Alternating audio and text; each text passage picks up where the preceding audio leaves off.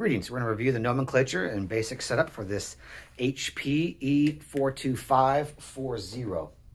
Simple enough. The power button is just located there. This is the control panel to make your selections. Currently the machine is turned off. We also have our trays. Cassette number 2, cassette number 1. At any time the cassette in tray 2 doesn't exist, it'll request tray 1. Keep in mind that it's located just here. It is set traditionally as the primary drawer is cassette number 2.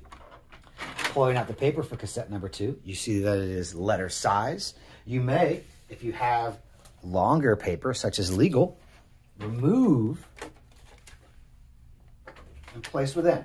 Now, we want to extend this further back, and you can see the settings and where things go for the paper. It can take up to legal. As it comes in, you just want to fan this at the end, helping the paper separate itself.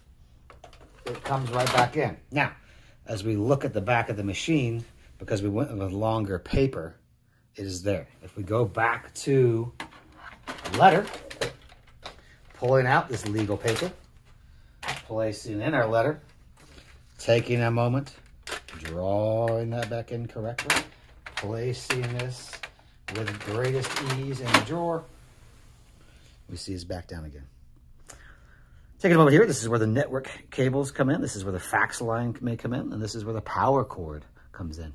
Sometimes, if there's any jams or troubleshootings, open up the back of the system, removing any paper jams. This is where the second tray, I fanned that paper, comes around and sometimes has a jam as it continues its path.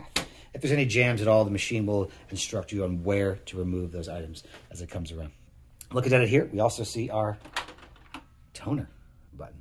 That button opens up not the tray 1, but all the forward-facing element that you have here. And then you just need to simply reach in for the toner.